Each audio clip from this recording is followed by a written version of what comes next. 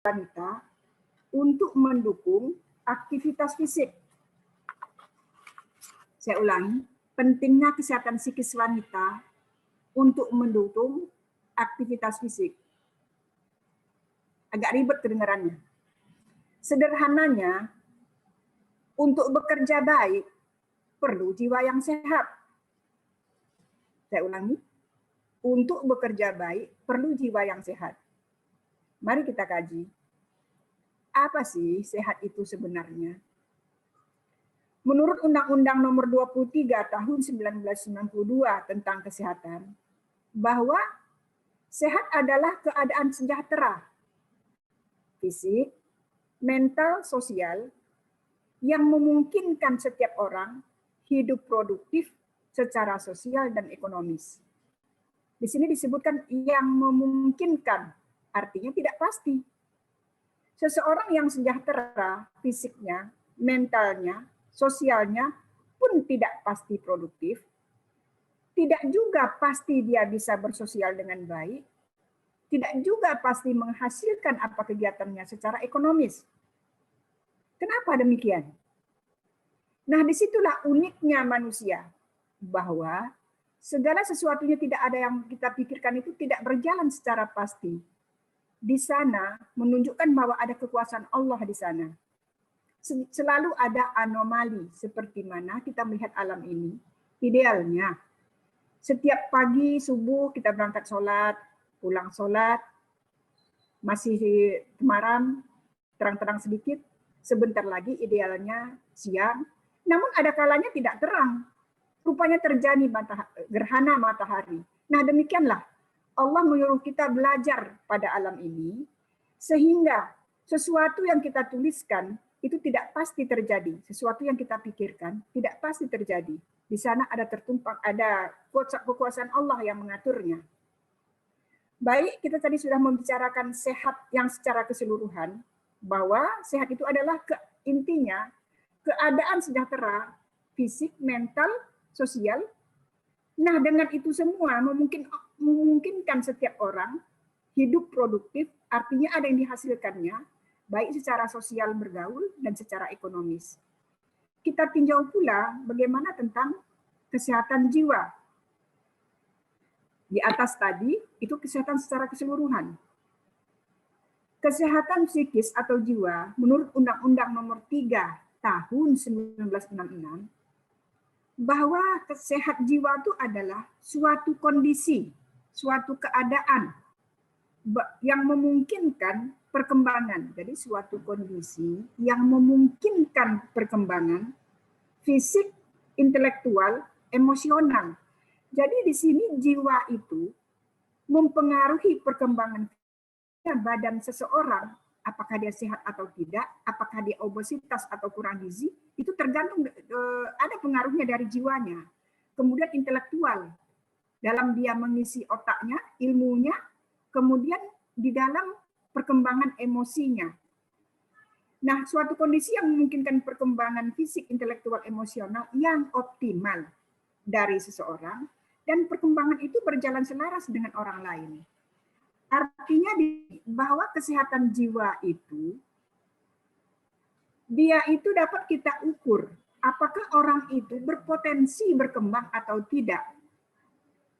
Jadi seseorang yang umurnya misalnya sudah 12 tahun, tetapi kalau dilihat postur tubuh masih seperti anak SD dalam artian kecil, ada kita yang begitu. Nah, itu ada sesuatu. Tidak mesti dari kesehatan fisiknya itu terganggu, bisa ada hubungannya dengan jiwa. Kemudian intelektual. Kita sebagai guru, sebagai dosen, sebagai pendidik bisa punya anak didik 40 dalam satu kelas. Padahal dengan situasi yang sama, materi yang sama, instruktur atau guru yang sama, namun hasilnya di dalam evaluasi kita akan berbeda. Meskipun nilai rata-rata bisa umpamanya 70% bernilai 7 sampai 9, tetapi ada di antara mereka yang nilainya sangat di bawah rata-rata. Kemudian ada pula nilainya yang di atas rata-rata, artinya dia menguasai, menyerap secara keseluruhan. Nah, kenapa itu bisa terjadi? Nah, itu besar pengaruhnya dari kesehatan jiwa. Oleh karenanya, sebagai pendidik kita, kalau di antara kita ada sebagai pendidik, hendaknya kita peka. Apa sih yang terjadi pada anak didik kita? Jika dia tidak dapat menyerap materi yang kita berikan secara baik seperti rata-rata kelasnya. Kemudian apa pula yang terjadi pada anak yang prestasinya di atas rata-rata? Kenapa dia bisa begitu? Nah, jadi artinya ini perlu kita amati seperti apa kesehatan jiwanya. Ibu-ibu, teman-teman, anak-anakku sekalian, di dalam judul tadi bahwa kesehatan jiwa mendukung kegiatan fisik, begitu. Mendukung di sini artinya melaksanakan. Jadi jiwa kita ini akan mendukung, akan memotivasi kita. Mampu enggak kita melaksanakan tugas kita itu sebagai perempuan? Nah, aktivitas fisik perempuan itu yang mana sih? Aktivitas fisik adalah seluruh kegiatan yang dilakukan oleh sebagian atau seluruh organ tubuh kita. Jadi di dalam kita bekerja belum tentu semua tubuh kita ini kita operasikan. Kalau kita menjahit, barangkali kita banyak duduk, tetapi yang bekerja adalah tangan dan kaki. Kalau kita olahraga, nah inilah sebenarnya mengolah raga yang benar itu dengan olahraga. Kalau kita jogging, kita berjalan, nah itu kita mengoperasikan seluruh raga kita, seluruh anggota gerak kita, seluruh organ tubuh kita. Nah, makanya untuk kita sehat sebenarnya olahraga itu sangat penting, di samping pentingnya nutrisi. Kemudian aktivitas fisik ini, apa saja sih yang dikerjakan perempuan itu? Aktivitas fisik dikerjakan perempuan umumnya sebagai ibu rumah tangga, bekerja di kantor, bekerja di rumah, dan berkendara, dan lain sebagainya. Sebagai orang Aisyah, kita berharap agar seluruh aktivitas kita bernilai ibadah di mata Allah. Terkait Quran Surat Az-Zariyat ayat 56, wa ma khalaqtal jinna wal insa illa liya'budun, bahwa tidak aku ciptakan jin dan manusia kecuali untuk beribadah kepadaku. Allah menyebutkan demikian, tidak kuciptakan jin dan manusia kecuali untuk beribadah kepadaku. Apa sih sebenarnya beribadah itu? Beribadah itu berasal dari kata abdi. Jadi kita sebagai abdinya Allah. Kita patuhi perintahnya, kita jauhi larangannya. Kalau bahasa kita sebagai orang Asia, amar ma'ruf nahi munkar. Jadi artinya kita mengerjakan semua pekerjaan yang baik, kemudian kita menjauhi segala larangannya. Kita lanjut, apa sih tanda-tanda psikis atau jiwa yang sehat itu? Seperti apa untuk kita mengenal orang yang sehat jiwanya? Orang yang sehat jiwanya itu mempunyai ciri-ciri atau tanda-tanda. Tentu kita melakukan pengamatan, tidak bisa sekedar dia liwat, ini orangnya sehat nih jiwanya. Tidak begitu. Tapi kita perlu beberapa saat, beberapa waktu untuk menilai orang. Meskipun itu psikologi, seorang psikolog. Orang-orang yang sehat jiwanya adalah orang yang senang, yang gembira, yang selalu nyaman dengan orang lain. Siapapun itu, dia tidak masalah. Dia mampu beradaptasi, rajin beraktivitas, mampu memenuhi kebutuhan dirinya, mampu mandi sendiri, makan sendiri. Artinya, dia selalu berkata, aku bisa. Nah, orang seperti ini menunjukkan bahwa jiwanya sehat, diberi tanggung jawab, meskipun dia belum pernah, Bu, Ibu hari ini sebagai ketua panitia ya, di dalam kita merayakan Isra Mi'raj atau Maulid, atau ada rapat. Oke, saya coba ya. Nah, ini orang yang optimis, orang yang jiwanya sehat. Hal seperti ini terbalik sama orang yang jiwanya tidak sehat. Selalu merasa sulit. merasa susah, diberikan tanggung jawab, bila diberikan pekerjaan, aku tak mampu, menghadapi situasi, keadaan selalu suntuk, selalu stres, dan menghindari tantangan.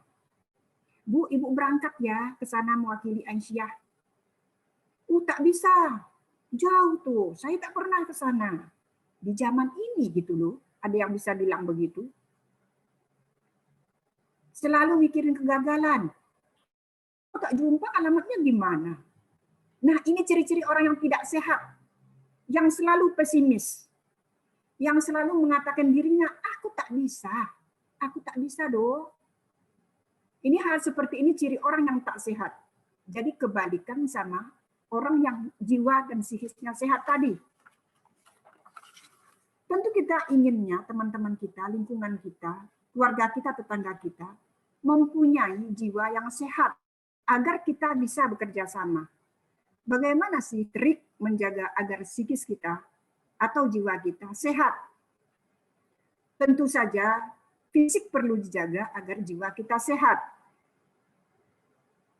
Biasa kita mendengar dari kecil barangkali bahwa di dalam fisik yang sehat terdapat jiwa yang sehat. Ini sangat rasional bahwa jika fisiknya sakit tentu dia asik mengeluh. Sakitlah kakinya, sakitlah perutnya. Nah, di dalam istilah bahwa di dalam fisik yang sehat terdapat jiwa yang sehat, sering dulu kita dengar bahwa di dalam bahasa Latinnya mens sana in corpore sano. Yang pertama itu kita jaga agar fisik kita sehat. Yang kedua, jangan cemas, jangan mudah cemas. Hadapi segala sesuatunya itu kan diolah dengan pikiran, dianalisa, jangan cemas dan jangan sedih. Selalu bersyukur, selalu berzikir, dan selalu kita introspeksi sebelum tidur atau muhasabah. Nah, ibu-ibu, anak-anakku, bahwa kita kaum perempuan biasa membuat buku keuangan harian kita di rumah. Seberapa banyak sih uang kita sudah kita belanjakan, seberapa sih sisanya, berapa pengeluaran, berapa masuk, berapa keluar, sehingga ada saldonya, untuk kita mengetahui kekuatan kita di dalam menanggulangi hidup ke depan. Kenapa tidak demikian dengan kita hidup, di dalam amal ibadah kita, di dalam perbuatan kita? Coba kita buat buku pula, kita tally. Setiap malam yang mau tidur, kita catat, kita lidi. Hari ini apa saja sih yang kita perbuat? Perbuatan baik apa yang kita lakukan? Lalu perbuatan yang tidak baik apa yang tak disukai Allah kita lakukan? Sehingga kita bisa mengukur diri kita. Apa yang dominan sebenarnya di diri kita ini untuk kita tahu jiwa kita sehat atau tidak. Kalau lebih banyak perbuatan yang tidak baik kita lakukan di dalam satu hari, tentu saja jiwa kita tidak sehat. Dan sebelum orang lain memperbaikinya, tentu kitalah yang memperbaikinya. Kalau berharap orang lain memperbaikinya, tentu kita bercerita dulu. Kita datang dulu kepada orang tua, kepada psikolog, bahwa, Bu, kok saya suka sedih ya? Kok saya suka melakukan ghibah ya? Tetapi andai kata itu kita bisa teli sendiri, kita catat sendiri, kita mencari obatnya sendiri, itu akan lebih baik dan akan lebih mudah. Bahwa di dalam Al-Quran, Allah telah memberitahu kita sebenarnya trik untuk kita menjaga hidup agar sehat ini. Bismillahirrahmanirrahim. Di dalam surat Ali Imran ayat 3 disebutkan, wala tahinu wala tahzanu wa antumul a'launa in kuntum mu'minin. Dan janganlah kamu merasa lemah. Dan janganlah kamu bersedih hati. Sebab kamu paling tinggi derajatnya jika kamu orang beriman. Sudah begitu Allah menjamin kita. Kamu tak perlu sedih. Kamu tak perlu merasa lemah jika kamu beriman. Nah, berimanlah kita. Mari anak-anakku, kawan-kawanku, kita beriman. Pasti sebagai manusia biasa, tentu iman kita tidak sempurna, ada turun naiknya. Untuk itulah kita saling mengingatkan. Seperti di forum ini, kita saling mengingatkan sebenarnya. Di surat lain, surat Al-Baqarah, ayat 152, Allah juga menyebutkan, "Fadhkuruni adzkurukum washkuruli wala takfurun." Maka ingatlah kepadaku, aku pun akan ingat kepadamu. Bersyukurlah kepadaku, dan jangan engkau ingkar. Artinya kalau kita senantiasa mengingat Allah, Allah ingat kepada kita. Kemudian jangan ingkar, jangan lawan perintah Allah. Allah tidak suka terhadap perempuan-perempuan yang waktunya habis, tidak mempunyai nilai positif. Berkumpul 2-3 orang, lalu bercerita tentang si anu, ghibah namanya, habis waktunya. Ini tidak disukai Allah. Jadi hal-hal seperti ini yang kita hindari, dan apabila itu kita lakukan, baik sengaja maupun tidak sengaja, kita catat di buku kita, agar besok kita tidak melakukan hal yang sama. Itu sebagai bahan untuk introspeksi kita terhadap diri kita sendiri. Kemudian sebenarnya Allah juga sudah menyebutkan untuk orang-orang yang sakit hatinya, yang serba mengatakan tadi, aku tak bisa, aku tak mampu. Ini orang-orang seperti ini, orang-orang yang sakit ini. Dan Allah sudah menyebutkan di dalam surat Yunus ayat 10. Alladzina amanu wa tatma'inna qulubuhum bi dzikrillah. Ala bidzikrillahi tatma'innul qulub. Yaitu orang-orang yang beriman dan hati mereka menjadi tentram dengan mengingat Allah. Ingatlah, hanya dengan mengingat Allah hati menjadi tentram. Yang barusan saya baca tadi adalah surat Ar-Ra'd ayat 38. Adapun surat Yunusnya, ya ayyuhan nasu qad ja'atkum mau'izatum mir rabbikum wa shifaa'un lima fis suduri wa hudan wa rahmatun lil mu'minin. Wahai manusia, sungguh pelajaran Al-Quran telah datang kepadamu dari Tuhanmu, penyembuh bagi yang penyakit dalam dada, dan petunjuk serta rahmat bagi orang-orang yang beriman. Demikian jelas Allah mengingatkan kepada kita, wahai manusia, Al-Quran itu diturunkan dari Tuhanmu untuk penyakit di dalam dada. Penyakit apa rupanya di dalam dada? Ya penyakit psikis lah, penyakit jiwa. Artinya kalau Allah sudah menjamin begitu, bahwa obatnya Al-Quran, masa sih kita, teman-teman, Nanda, kita tidak percaya? Kalau kita tidak percaya kepada Alkitab, kurang dong rukun iman kita. Bahwa kita percaya kepada Allah, percaya kepada malaikat, percaya kepada Alkitab. Oleh karenanya, Alkitab itu menjadi wajib kita percaya. Dengan demikian, kalau kita membaca Al-Quran, kita lihat artinya. Lalu kita dalami perlahan-lahan. Kita tadabburkan Al-Quran itu. Sebenarnya dari Al-Quran itu, seluruhnya ada di sana. Artinya, tidak membuat kita bersedih, tidak membuat kita rasa tidak dipedulikan, rasa diabaikan. Karena Allah selalu melihat kita. Bahwa Allah mengirimkan malaikatnya untuk menjaga kita. Lalu kenapa kita merasa sendiri? Padahal di kiri kanan kita ada malaikat penjaga. Makanya orang-orang yang beriman, dia tidak akan merasa sedih. Dan dia tidak akan merasa sendiri. Teman-temanku, anak-anakku, bahwa apapun masalah kita, baik itu masalah keluarga, maupun masalah anak-anak, maupun masalah di kantor, Sebenarnya itu atas izin Allah terjadi kepada kita. Bahwa semua yang diturunkan kepada kita merupakan cobaan atau ujian, dan Allah tidak akan menguji kita pada di luar batas kemampuan kita. Seandainya kita sekolah SMP, tak mungkinlah kita diuji untuk materi SMA. Pasti sesuai.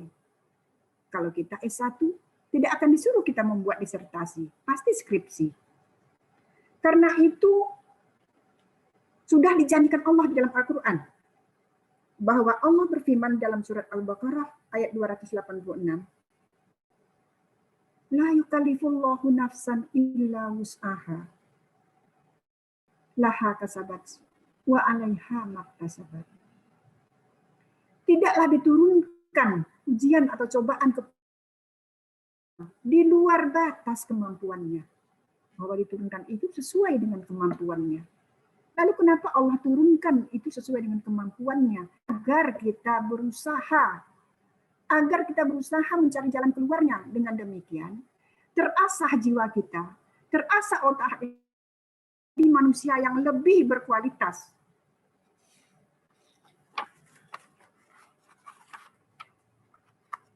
Dari uraian di atas, dapat kita simpulkan bahwa wanita atau perempuan yang berjiwa sehat akan menghasilkan pekerjaan yang baik.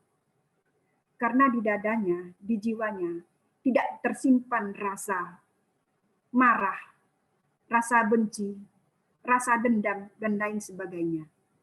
Karena dia berserah diri kepada Allah dan memohon kepada Allah. Akhir pertemuan ini, saya mengajak kita semua, khususnya warga Aisyah, warga Nasiatul Aisyah, dan ibu-ibu sekalian yang mengikuti acara ini. Mari kita bergandeng tangan untuk saling menguatkan, untuk saling care, saling peduli kepada lingkungan kita. Jika kita menemukan gejala-gejala perempuan atau wanita yang sedang sakit jiwanya, atau yang sedang dalam keadaan darurat jiwanya, ini kita memberikan perhatian kita. Seperti apa sih darurat psikis itu? Biasanya orangnya melakukan sesuatu, tetapi dia tidak tahu apa yang dilakukannya. Kelihatan serius. Seperti seseorang misalnya dia menyapu, kita lihat. Kita pergi tadi, dia masih menyapu. Kita pulang, dia masih menyapu. Yang disapunya di situ saja. Sebenarnya dia tidak ingat sudah berapa lama dia memegang sapu itu. Karena dia fokus dengan masalahnya. Yang seperti ini kita perhatikan, kita dekati, kita ajak bicara. Apalagi jika seseorang menunjukkan keadaan darurat, berkeringat dingin, sesak nafas, muntah-muntah, bilang pusing, menjerit-jerit, tapi ditanya sakit yang mana, dia tidak dapat menunjukkannya. Orang seperti ini biasanya orang yang terganggu psikisnya. Nah, lalu apa tindakan kita? Kita membawanya untuk konsultasi ke dokter psikolog jika ada di tempat itu. Jika tidak ada, kita mengajak dia untuk berwudu, sholat kita bersama-sama, menemani dia, agar jiwanya menjadi tenang. Mudah-mudahan akhir dari pertemuan kita ini kita bisa menyimpulkan, kita mendapatkan sesuatu. Sekurang-kurangnya kita peduli kepada diri sendiri, kepada lingkungan kita, untuk saling menjaga agar psikis kita sehat, sehingga kita mampu menjadi wanita, mengemban tugas kita sebagai anak, sebagai ibu, sebagai istri, sebagai warga negara Indonesia yang kita cintai ini. Minallah wa fathun qarib. Lebih dan kurang saya mohon maaf. Assalamualaikum warahmatullahi wabarakatuh. Selanjutnya kepada teman-teman, kepada audien, kepada ibu-ibu yang ingin bertanya, kami persilahkan. Saya kembalikan kepada moderator. Terima kasih banyak kami ucapkan kepada Ibunda kita, Rahimun SST Mars, yang telah memberikan banyak sekali materi-materi yang sangat bagus, yaitu mengenai psikis dan juga fisik dari perempuan itu sendiri. Dan mungkin Bunda nanti pertanyaannya itu pas sesi akhir aja ya Bunda, agar untuk mempersingkat waktu, dan kita lanjut ke moderator kedua kita, yaitu Dr. Ulfa Mawardi MPD. Beliau adalah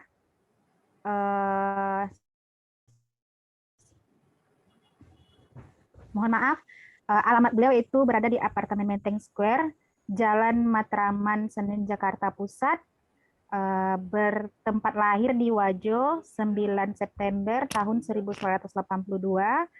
Pendidikan beliau TK Aisyah Belawa Wajo tahun 87, SD Aisyah Belawa Wajo, MTS Muallimin Muhammadiyah Makassar, SMU Muhammadiyah 6 Makassar,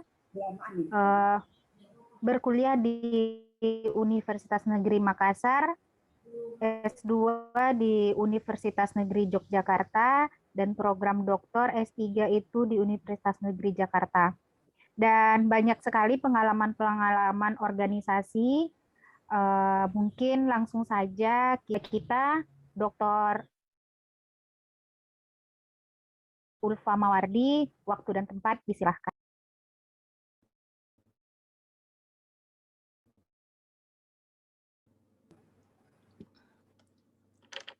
Baik, tes, kedengeran? Kedengeran, alhamdulillah, kedengeran Ibu. Assalamualaikum warahmatullahi wabarakatuh. Waalaikumsalam warahmatullahi wabarakatuh. Alhamdulillah wa syukurillah, salatu wassalamu ala Ibunda, narasumber yang saya hormati, yang saya banggakan, Ibu Rahimun, ada juga narasumber Ibu Ajeng, pimpinan wilayah Nasyatul Aisyah Pekanbaru yang saya cintai dan banggakan. Terima kasih atas undangannya pada siang hari ini bisa bersilaturahim dengan teman-teman seperjuangan dulu ya di Nasyatul Aisyah Pekanbaru. Saya mungkin secara personal belum hafal satu persatu ya. Tapi pada kegiatan siang hari ini saya lihat di suratnya dalam rangka Hari Perempuan Internasional yang insya Allah jatuh pada hari Senin besok ya, tanggal 8. Besok itu saya mengisi materi sampai 4 khusus untuk Hari Peringatan Perempuan Internasional. Tetapi ini menarik karena temanya yang adik-adik berikan itu adalah kesehatan psikis. Saya agak jarang diberi tema khusus kesehatan psikis. Jadi seringnya diberi tema perempuan terkait dengan pemberdayaan ekonomi, perempuan terkait dengan politik gitu ya, perempuan terkait dengan organisasi, karena memang background-nya aktivis gerakan. Saya dengar tadi Ibunda mengisi materi luar biasa ya, banyak sekali tadi ayat-ayat dan saya tulis ya. Saya tulis beberapa ayat-ayat tadi yang Ibunda narasumber Ibu Rahimun tadi sampaikan. Saya harapnya sekali adik-adik di yang hadir pada kesempatan siang hari ini betul-betul mengkaji gitu ya, pengayaan ayat yang diberikan tadi di Bunda gitu ya, karena saya melihatnya itu perspektif agama gitu ya, bahwa kesehatan psikis perempuan gitu ya lebih pada siraman-siraman spiritualitas gitu ya, religius. Itu tadi yang diberikan oleh Ibunda gitu ya, banyak sekali ayat-ayat la yukallifullahu nafsan illa wus'aha gitu ya. Allah tidak akan membebani kita gitu kan. So, itu ayat-ayat tadi sangat banyak. Saya lihat tadi Bunda membawa memang catatan, saya lihat tadi ya. Jadi nanti seandainya itu file kami minta filenya karena itu kita dibutuhkan ya. Terkadang di dunia aktivis gerakan. Sekarang saya Ibunda diberi amanah di birokrasi, staf khusus Menteri Pemberdayaan Perempuan dan Perlindungan Anak, yang lebih banyak terkait dengan kebijakan-kebijakan negara gitu ya. Jadi terkait dengan hal-hal yang undang-undang, peraturan pemerintah dan lainnya. Sehingga saya memesankan kepada adik dan saya sendiri gitu ya sebagai kader Nahdlatul Aisyah, kader Muhammadiyah, kader Aisyah, bahwa jangan pernah lepas dari hal-hal terkait dengan spirit keislaman gitu ya, ayat-ayat Al-Quran dalam sebuah gerakan kita. Karena itu yang membuat kita sehat secara psikis gitu ya. Itu poin pertama dari saya mendengarkan tadi materi dari Bunda. Izinkan saya men-share juga materi yang terkait dengan tema. Apa sudah kelihatan belum? Sudah ter-share belum? Ada kelihatan enggak? Belum ya? Lagi cari materi. Dan Sudah Yunda? Sudah. Oke, nggak masalah.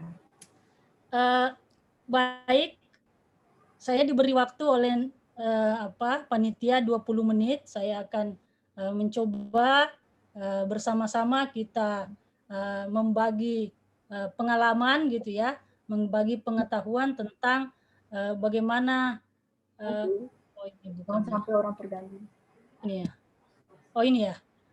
Bagaimana pentingnya kesehatan psikis perempuan dalam mendukung kegiatan fisik. Ini tadi di Ciputat ya. Jadi dalam beberapa kegiatan saya sangat sering oleh teman-teman Angkatan Muda Muhammadiyah ya, IMM, Nasyiah, dan sedapat mungkin untuk hadir gitu. Yang pertama adik-adik di gerakan perempuan gitu ya, di hari peringatan perempuan ke internasional ini, yang perlu kita pahami adalah sebenarnya berapa jumlah perempuan di Indonesia, kan? Jadi ketika kita melakukan sebuah gerakan misalnya seperti Nahdlatul Aisyah, kita harus memulai dari data. Sebenarnya berapa sih jumlah anggota Nahdlatul Aisyah Pekanbaru, kan gitu ya? Kemudian di usia berapa, kan? Di pekerjaannya apa, itu data. Hal yang selalu saya sampaikan ketika saya jadi pengurus Nasyiah bahwa kita lemah di data. Nah ini ya, karena saya terkait negara, maka mungkin dalam image atau dalam pikiran kita lebih banyak perempuan dan laki-laki daripada laki-laki, dan ternyata faktanya enggak, ya, datanya enggak. Ya, jumlah penduduk Indonesia berdasarkan BPS ya untuk 2020 itu jumlahnya sekitar 270,20 juta jiwa. Jumlah perempuannya itu 49,42% atau sekitar 133,54. Jadi lebih banyak laki-laki ya. Laki-laki itu 50,58% jumlah penduduk Indonesia. Karena saya di Kementerian Membidani Anak gitu ya, jumlah anak itu sekitar 30% penduduk Indonesia. Ini harus dipahami oleh teman-teman baik Nahdlatul Aisyah atau Aisyah, karena kita fokus gerakannya itu perempuan anak ya, perempuan dan anak. Sehingga kita harus tahu berapa sih jumlah keluarga di Indonesia.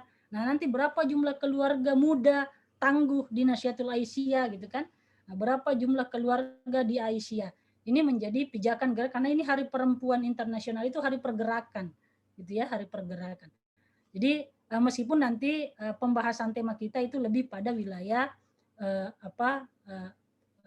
psikis ya, nanti pembicara ketiga saya kira lebih membahas terkait dengan perspektif psikologi, karena saya lihat background psikologi, karena saya di adik-adik mungkin mengajak saya di wilayah kebijakan negara. Ini hanya pengantar ya adik-adik, bahwa yang pertama ketika kita hendak memulai sebuah apapun itu data dulu ya, data valid gitu ya, untuk mengkaji, untuk melihat fenomena, untuk melihat problem, untuk membantu sesama, kita harus mengkaji terkait dengan data. Nah, bisa dilihat di sini bahwa jumlah perempuan, jadi kalau banyak sekarang isu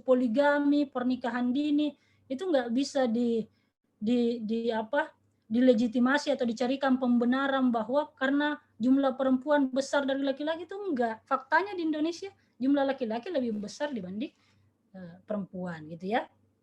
Nah, ini juga menjadi garapan kita, jumlah keluarga ada sekitar 81,2 juta jiwa.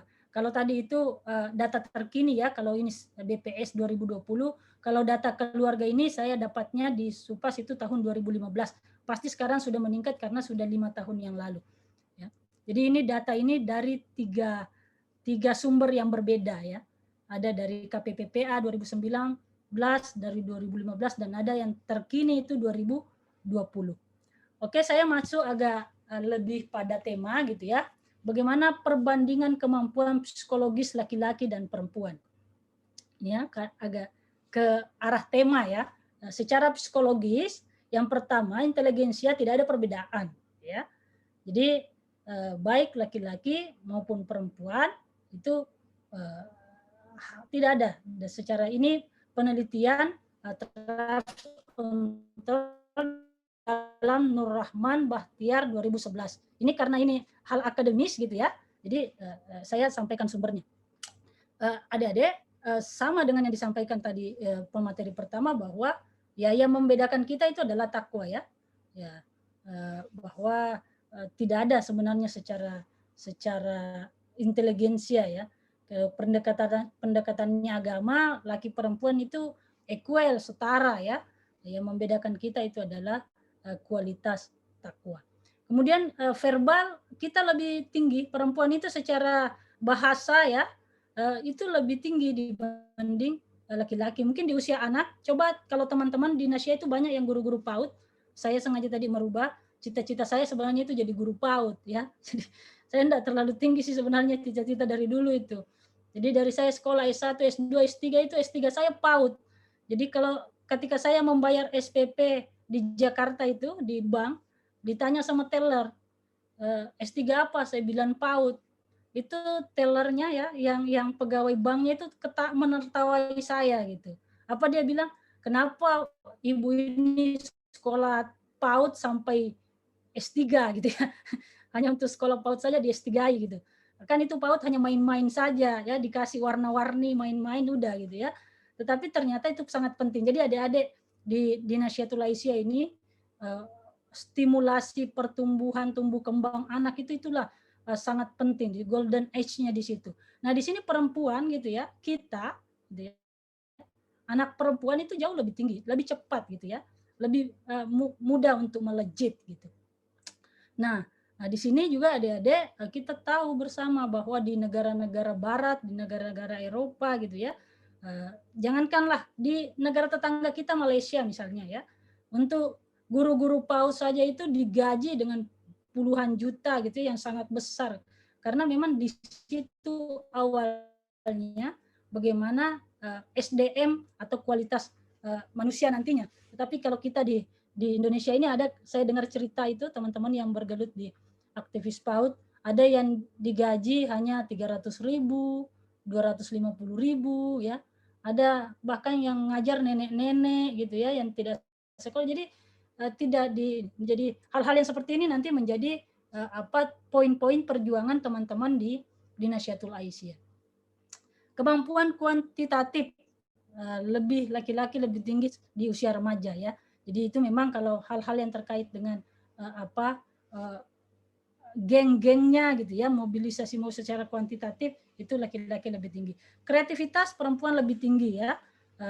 Jadi lebih skill. Nanti ibu pemateri secara psikis ya yang perspektif psikologisnya kenapa perempuan lebih tes kreativitasnya secara verbal lebih tinggi, itu nanti bisa kita elaborasi. Tetapi faktanya memang demikian ya. Faktanya karena ini hasil penelitian ya. Jadi faktanya memang demikian, secara kognisi tidak ada perbedaan, visual bahkan kita lebih tinggi. Jadi ada beberapa poin memang perempuan itu lebih tinggi. Kalau otot ya lebih berotot laki-laki ya secara fisik ya.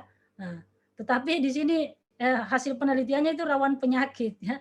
Berarti kita secara fisik sebenarnya ya perempuan itu jauh lebih kuat gitu ya. Bayangkan ada perempuan pagi bangun, masak, nyuci, ngurusin anak gitu ya, pergi pasar dan sebagainya, dan itu tidak lelah, tidak capek. dan multitasking, gitu ya, bisa gitu. Tapi laki-laki itu baru satu pekerjaan sudah ngomel-ngomel dan sebagainya. Gitu. Jadi itu kelebihan di kita. Persoalan perempuan sekarang. Jadi secara ekonomi kita ada persoalan. Kita itu diberi label berwajah miskin gitu ya. Secara gerakan perempuan itu selalu terlemahkan ya, secara faktual juga. Coba teman-teman, saya di kementerian itu hampir tiap hari, bukan hampir, selalu tiap hari ya, masuk persoalan-persoalan KDRT, anak perempuan diperkosa bapaknya sendiri, di pengungsian yang sekarang terkait bencana ya, bencana banjir, bencana gempa, perempuan juga mengalami pelecehan seksual dan sebagainya dan sebagainya. Jadi ini harus apa jawabannya, itu pemberdayaan ya. Itu yang ketiganya itu harus di situ arah perjuangan kita ya, pemberdayaan. Budaya ya. Selalu kalau di rumah tangga misalnya pengambil keputusan gitu ya, itu adalah laki-laki, atau diidentikan dengan kepala keluarga itu adalah laki-laki gitu ya. Itu budaya kita, pola-pola pengasuhan juga ya, pola kebijakan gitu ya. Nah ini perlu diadvokasi, keadilan gender itu perlu kita galakkan di gerakan kita, karena saya kira ini yang akan membuat keterlambatan kemajuan kita perempuan, khususnya melakukan perubahan-perubahan di wilayah publik gitu ya. Dan ini juga muaranya sebenarnya di wilayah domestik ya, pengasuhan keluarga.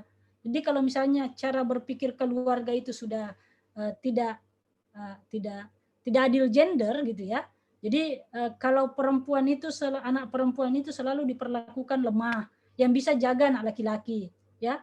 Pokoknya kalau yang makan banyak itu anak laki-lakinya, yang diberi treatment lebih itu anak laki-laki. Itu sudah pengasuhan yang berbeda gitu ya. Padahal harusnya setara. Jangan selalu diidentikan boneka itu perempuan, kemudian perang-perangan dan sebagainya itu laki-laki gitu ya. Padahal alat bermain itu kalau saya belajar di PAUD itu tidak mengenal jenis kelamin gitu ya. Nah, cuma treatmentnya untuk bagaimana mencerdaskan, melanjutkan kecerdasan anak gitu. SDM. Jadi secara misalnya di mengajar itu di ini dekan gitu ya, direktur, komisaris, menteri, apa itu secara ini masih dominasi laki-laki. Ini kan mengidentikan ya bahwa sumber daya manusia kita masih dipertanyakan ya di ini. Ya, kalau misalnya waktu kita SD ya masih banyak yang ranking 1 perempuan, SMP juga demikian. Tapi kalau kita sudah sampai di kuliah S1 itu sudah berubah ya, ketua tingkat sudah laki-laki, IPK ini. S2 juga demikian, semakin sedikit perempuan, apalagi S3. S3 itu sudah didominasi laki-laki ya. Jadi profesor misalnya, berapa perbandingan profesor perempuan dan laki-laki. Nah, kesejahteraan juga ini kita yang bekerja, teman-teman perempuan kita yang bekerja tidak dapat misalnya cuti menyusui, cuti melahirkan dan sebagainya, itu kesejahteraannya belum terpenuhi. Nah, teman-teman, saya membalik ke belakang gitu ya, bahwa dulu kita ini, ya saya diingatkan kalau waktu ya, kiprah perempuan, kita ini mengambil andil dulu ya, yang menjahit bendera proklamasi itu adalah Haja Fatmawati Soekarno, istri Bung Karno gitu ya, perempuan ibu negara pertama. Kemudian Nyai Dahlan itu pahlawan nasional loh, Nyai Dahlan tuh. Jadi jangan berpikir cuma Ahmad Dahlan yang pahlawan nasional. Jadi kalau kita itu perlu bangga ya, bahwa yang pahlawan suami istri itu Ahmad Dahlan dan Nyai Dahlan. Kemudian Siti Munjiah ini adalah peletak Kongres Perempuan Indonesia yang sekarang dinamai Hari Ibu, tanggal 22 Desember. Itu waktu 22 Desember itu Kongres pertama Indonesia itu pencetus pertamanya itu Aisyah, dan yang berbicara itu adalah Siti Munjiah. Ini saya menyisipkan begini adik-adik karena ini hari pergerakan internasional ya, itu dibawa ke pergerakan perempuan. Karena kita ini adalah gerakan perempuan Muhammadiyah ya. Jadi bahwa kita punya sejarah sebagai sebuah aktor perempuan ya, subjek perubahan dalam wilayah publik, khususnya dalam merubah nasib perempuan. Jadi jangan berpikir kita hanya mendampingi suami tok di rumah gitu ya, atau mendidik anak tok di rumah gitu. Ya kita penting untuk mengetahui bahwa kita punya di wilayah-wilayah publik. Nah ini ya adik-adik, agenda perempuan Muhammadiyah gitu ya, agenda perempuan Muhammadiyah pasca Tanwir Bengkulu di titik terakhir itu peningkatan peran perempuan dalam pembangunan. Ini ya, ini yang nanti ditafsirlah oleh teman-teman Nasyiah ya, bagaimana peningkatan peran perempuan dalam pembangunan.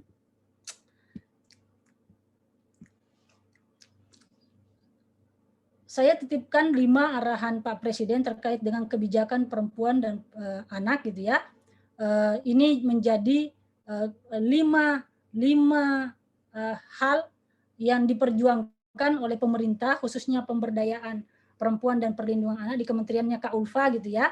Inilah 5 perjuangan kami, perjuangan kita. Yang pertama itu peningkatan pemberdayaan perempuan di wirausaha. Yang kedua peningkatan peran ibu dan keluarga, ini keluarga ya, dalam pengasuhan. Yang ketiga penurunan kekerasan terhadap perempuan dan anak. Keempat penurunan pekerja anak. Kelima pencegahan perkawinan anak. Ini kalau misalnya adik-adik teman-teman ke depannya hendak webinar dan sebagainya terkait dengan Kemen PPA, inilah di tema-tema inilah 5 arahan Pak Presiden yang menjadi arahan di perjuangan kebijakan Kementerian Pemberdayaan Perempuan dan Perlindungan Anak. Dua slide terakhir saya ingin menitipkan 9 kunci kesehatan psikis perempuan gitu ya. Yang pertama kita harus memahami dan menerima diri sendiri dan lingkungan. Jadi tidak bisa kita gitu ya bisa menjadi berprestasi berdaya kalau kita tidak bisa memahami diri dan menerima lingkungan kita. Ya. Mohon maaf sebelumnya Yunda, Ya. itu slide-nya nggak berjalan Yunda. Jadi ada yang bertanya juga slide-nya itu nggak berjalan gitu Yunda. Oh kenapa? Dari tadi?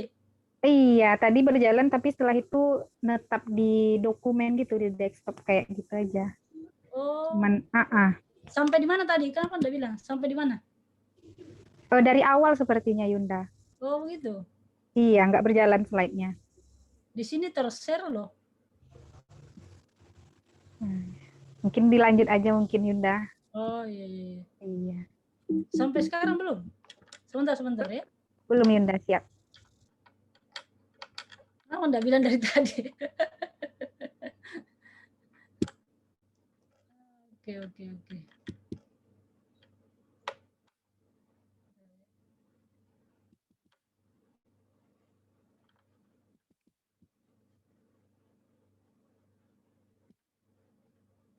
Sekarang belum?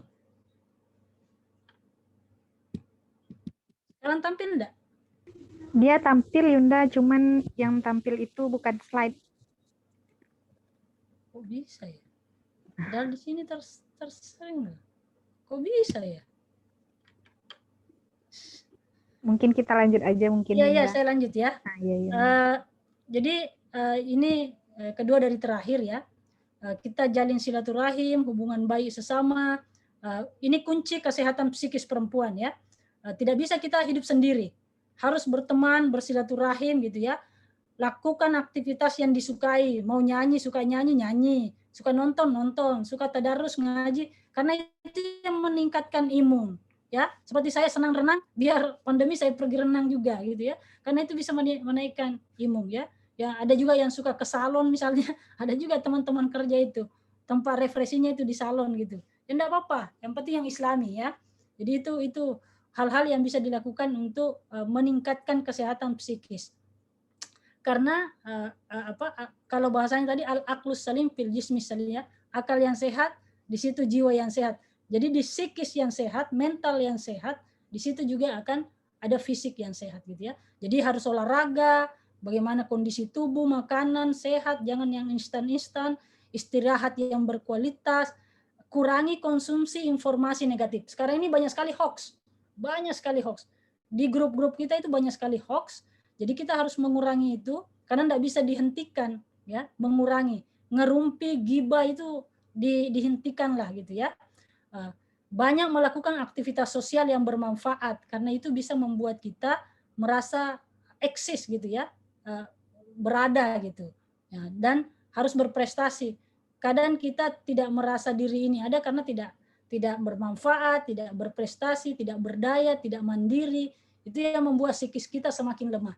Ya, saya rasakan betul ya, secara pribadi bagaimana ketika saya di kampung gitu ya, sampai sekarang pun kampung saya di Makassar 5 jam dari kota Makassar itu masih kampung ya. Tetapi saya berada di ibu kota sekarang dengan jabatan eselon 1 misalnya, dan dengan berbagai fasilitas, itu tidak membuat serta merta misalnya psikis kita sehat gitu ya.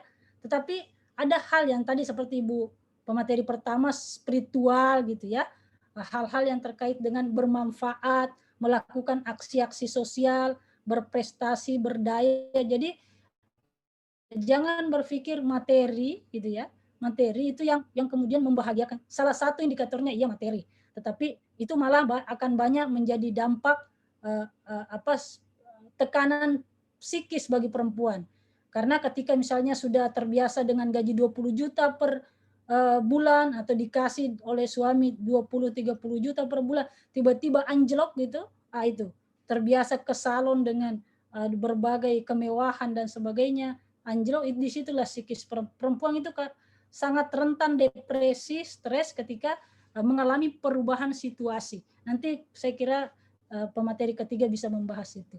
Yang terakhir, saya menitipkan juga surah gitu ya, beberapa surah untuk adik-adik. Kalau di adik-adik IMM, IPM ya, Nasya saya termasuk bukan senior imamah gitu ya. Kalau imamah kan itu kalau dalam training itu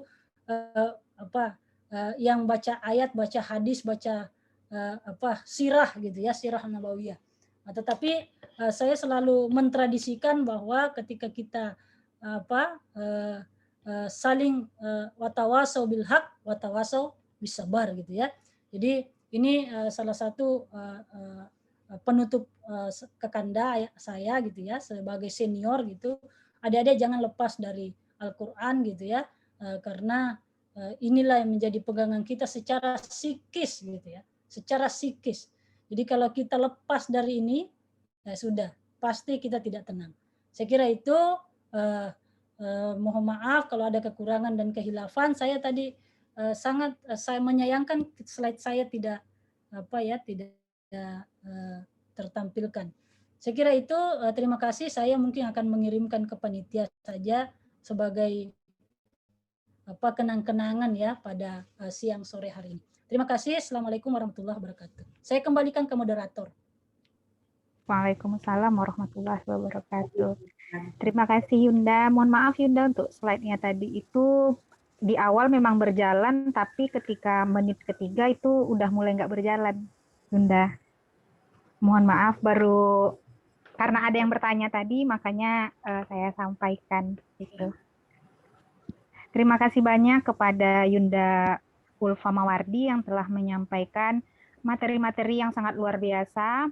Dan kita masuk ke materi ketiga kita, yaitu Yunda Ajeng Safitri, SPSI MPSI Psikologi, tempat lahir itu di Metro tanggal 7 Juni 1986, beragama Islam, status perkawinan menikah, alamat di Jalan Sekuntum, Perumahan Pondok Mayang, Blok A, Sialang Sakti, Tenayan Raya, Pekanbaru. Dan beliau pendidikan S1 Psikologi di Universitas Islam Indonesia Yogyakarta, S2 Magister Psikologi Profesi di UII Yogyakarta.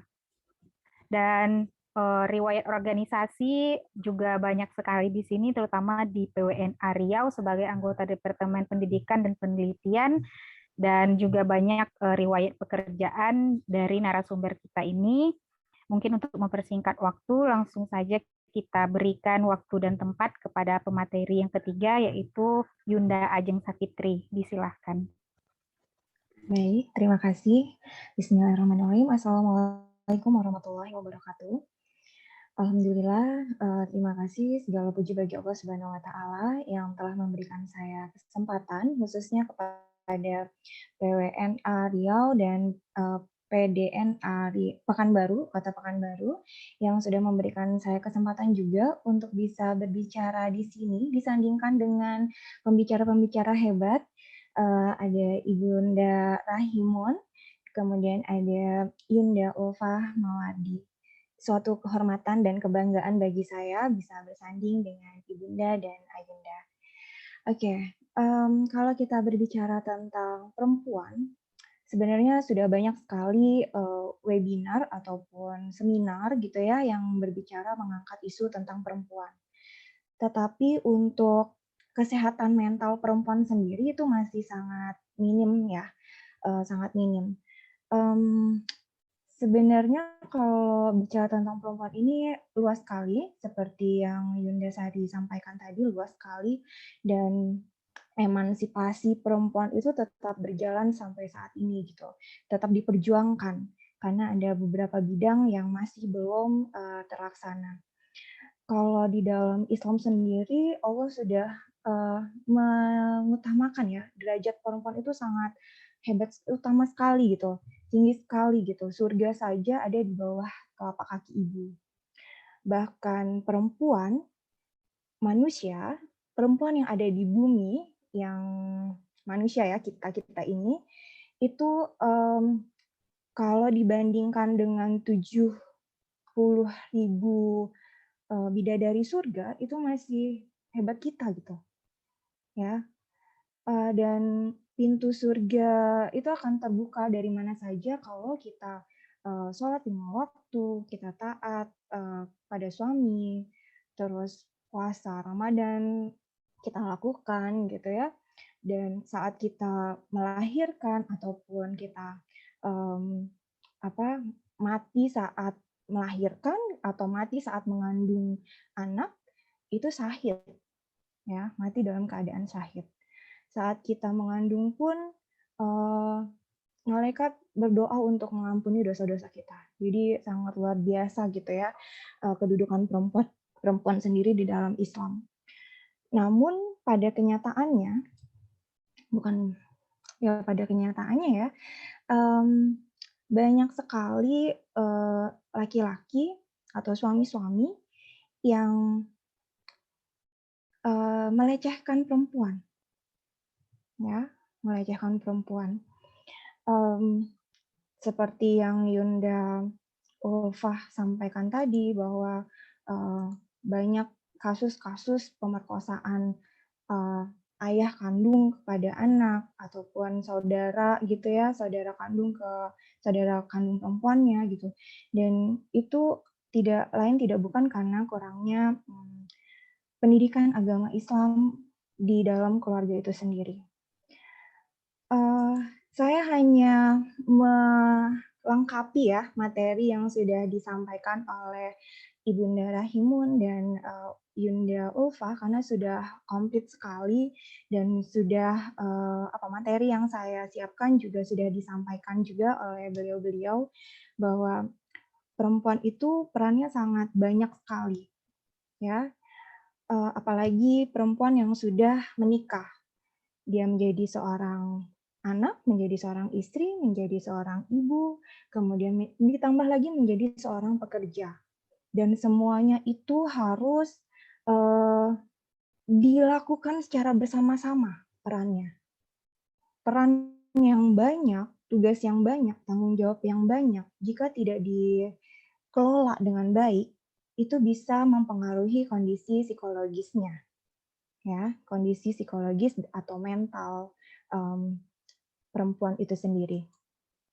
Ya, tapi sayangnya di Indonesia sendiri pemerintah itu masih kurang memperhatikan tentang kesehatan mental perempuan dengan peran yang sangat banyak.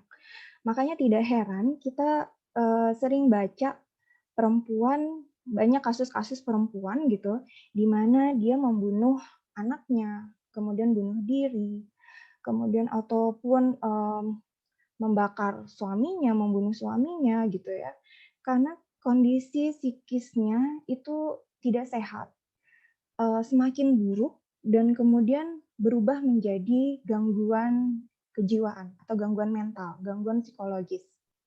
Ya, jadi di Indonesia seharusnya tuh setiap puskesmas itu ada psikolognya, tapi baru 30% dari 9.000 puskesmas di Indonesia yang sudah membuka program layanan kesehatan jiwa. Ya. Kemudian menurut WHO, 450 juta orang di dunia menderita gangguan mental dan hampir 1 juta orang melakukan bunuh diri tiap tahunnya. Kalau kasus bunuh diri di Indonesia juga semakin meningkat, terutama sejak pandemi ya. Karena sejak pandemi, tugas perempuan itu semakin berat. Yang tadinya mungkin keluar rumah bekerja itu sebagai refreshing-nya, rekreasinya perempuan, tapi selama pandemi itu hampir 1 tahun, dia di rumah saja mengurusi suami, mengurusi anak, dan ya seolah-olah dia semua yang mengurusi rumah tanpa ada dukungan atau support dari suami. Itu menyebabkan kondisi psikologis perempuan itu semakin tinggi, semakin buruk gitu ya, dengan kasus KDRT yang semakin tinggi juga, dan ada peningkatan kasus bunuh diri. Oke, nah seperti yang Ibunda Rahimun sampaikan bahwa kesehatan jiwa itu melingkupi penyesuaian diri perempuan, individu, terhadap kehidupan sehari-hari di lingkungan sosialnya. Bagaimana dia bisa menyesuaikan diri dengan pekerjaannya, dengan kehidupan atau aktivitas kegiatan sehari-hari di rumah ataupun di lingkungan sosial. Kemudian dia merasa sehat, merasa senang, merasa bahagia, dia mampu melakukan kegiatan yang bermanfaat dan bisa menerima kekurangan dan kelebihan dirinya. Kehidupan ini fluktuatif ya. Ada masanya seorang perempuan itu merasa capek, merasa bahwa dia tidak berdaya, dia merasa putus asa, tidak percaya diri. Nah, saat titik terendah itu mengartikan bahwa kondisi psikisnya sedang down. Dan kalau misalnya kita biarkan saja dia tidak mencari pertolongan, maka dari kondisi psikis yang sedang tidak baik, tidak sehat itu bisa berubah menjadi gangguan mental atau gangguan psikologis. Yang identiknya adalah depresi. Ya, menurut penelitian yang dilakukan oleh peneliti bahwa wanita, perempuan yang mengalami gejala depresi itu lebih tinggi dibandingkan laki-laki. Ada sekitar 1,1%. Ya, perbedaannya sedikit sih, tapi itu mempengaruhi ya, berdampak sekali. Perempuan dengan usia 15-19 tahun itu mengalami depresi, gejala-gejala depresi itu 32%, lebih tinggi dibandingkan laki-laki di angka 26%. Oke. Karena tadi perempuan ada budaya yang mengatur kultur kita bahwa tidak boleh menceritakan aib rumah tangga ke orang lain. Perempuan menyimpannya.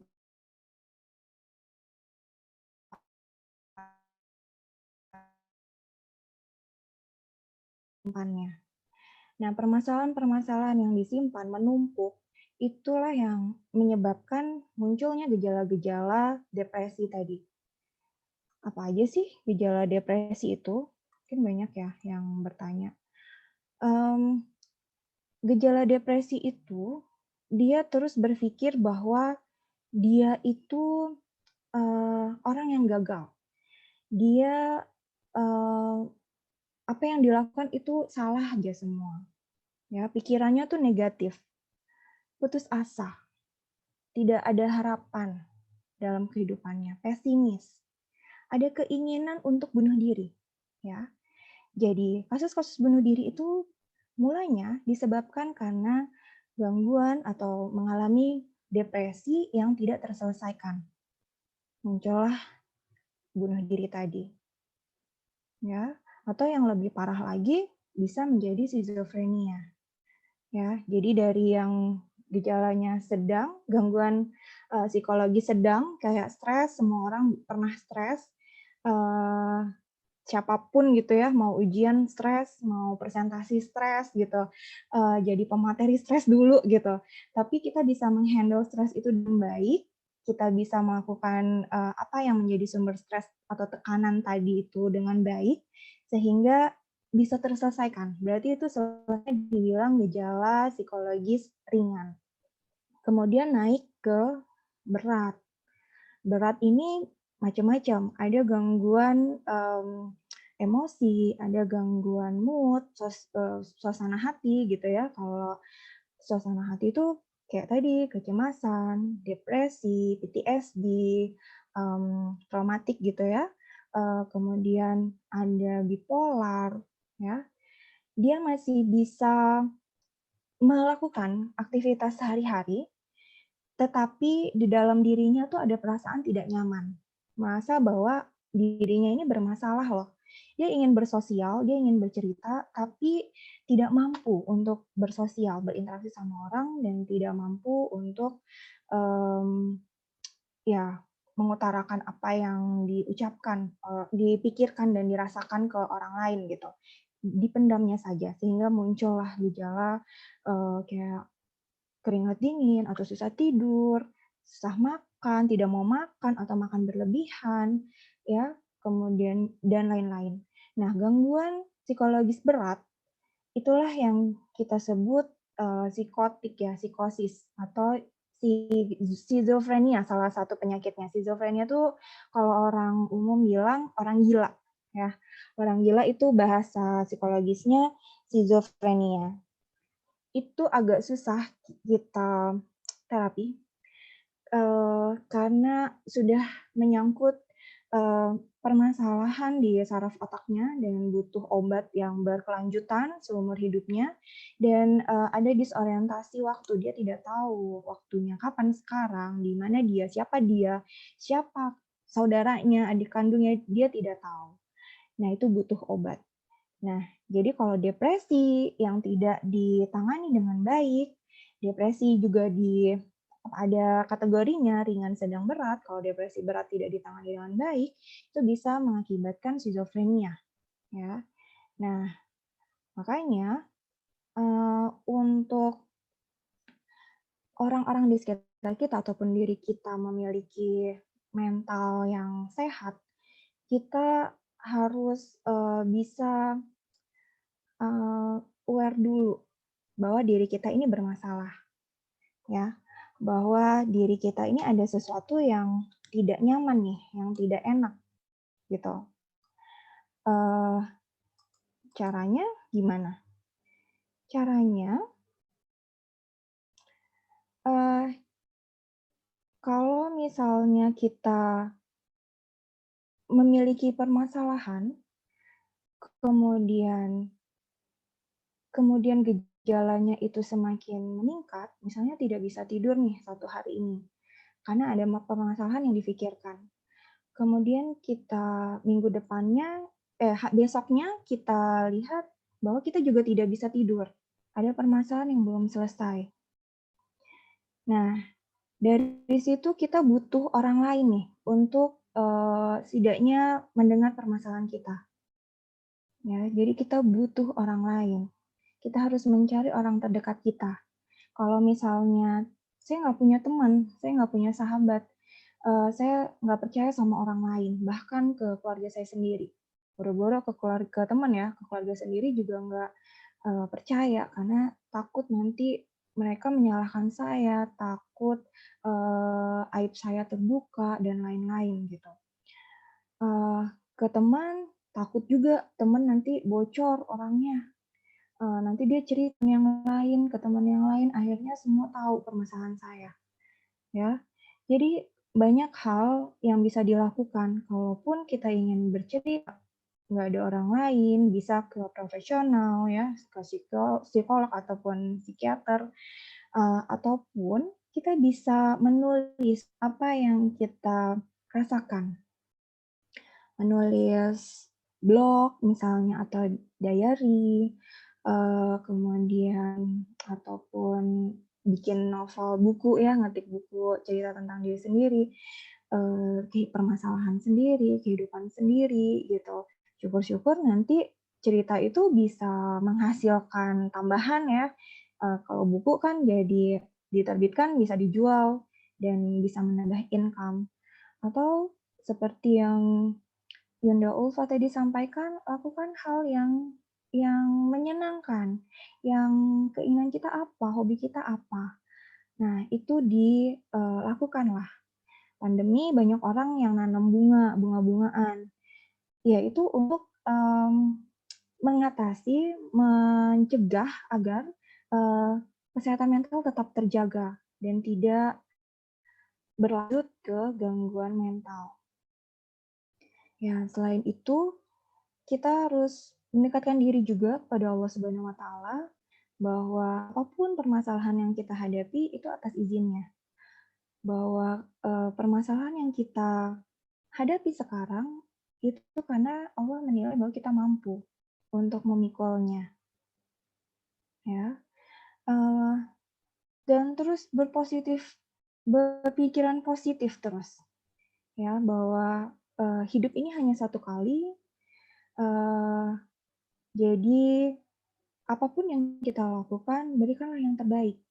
Karena bisa jadi besok kita nggak ada, atau berapa menit, jam ke depan kita nggak ada gitu. Jadi berikanlah yang terbaik yang bisa kita berikan, jalinlah hubungan yang baik ke orang lain yang bisa kita lakukan. Kita bantu orang lain yang memiliki gejala-gejala yang berbeda. Gejala-gejala berbeda itu berbeda dari kebiasaannya. Yang tadinya dia ceria, kemudian tiba-tiba ditegur aja diem atau marah-marah ya, berarti itu kan berbeda dari kebiasaannya. Kita bantu dia, kita dekati, kenapa, ada apa. Kita jadi tempat sharingnya dia, gitu. Agar mentalnya tuh kembali sehat, tidak sakit lagi. Bukan sakit ya, tidak sehat. Agar pulih lagi mentalnya. Ya, karena saat kita membantu orang lain, maka kebaikan itu akan ditabung untuk kita sendiri. Mungkin bukan saat ini, tapi mungkin esok bertahun-tahun ke depan, ataupun kapan gitu ya, kebaikan itu selalu ditabung. Ya, jadi kita bantu.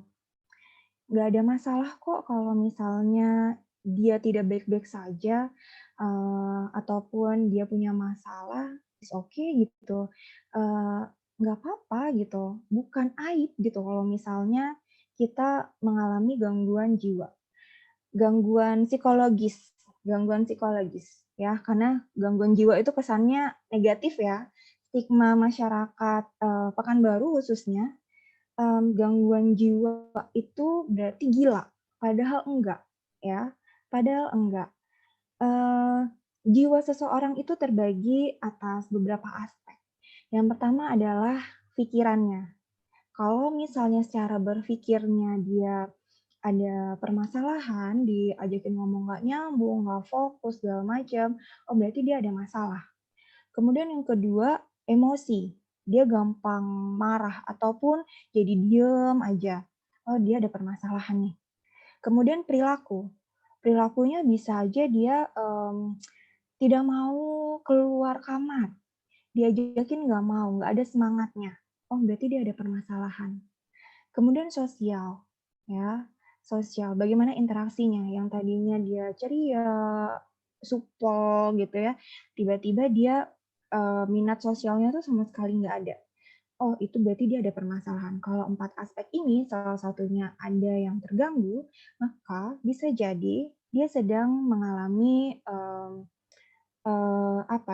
kesehatan jiwanya, kesehatan mentalnya atau psikologisnya itu sedang ada permasalahan, dan itu yang harus kita bantu dia, kita dekati apa yang bisa kita bantu. Setidaknya saat kita mendengar ceritanya tanpa menyalahkan dia, itu sudah cukup membantu dia gitu ya.